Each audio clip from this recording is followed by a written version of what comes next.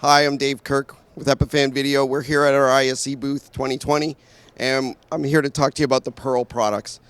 We started a few years ago with the Pearl 2 and then introduced our Pearl Mini version of that. And these are encoding products, hardware encoders that will mix, switch, stream, and record. And we wanted to show today just the Pearl Mini.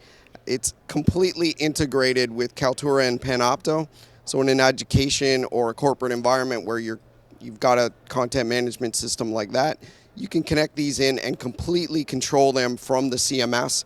They become a slave encoder, so you can have events that are all scheduled and managed through your CMS and have Pearl Mini record them all, upload the files automatically, and just make it a very easy, simple, reliable solution for lecture capture or for streaming town hall meetings in a corporate setting. It's just a very easy, simple, reliable device for live video streaming. A couple of the other features we've added pretty recently for those kind of environments are security features. So things like 802.1x, HTTPS, to make sure everything that's coming in and out of the box is encrypted and everything's securely transported across your network. So that's what we've got kind of going on for the Pearl products here at ISE 2020.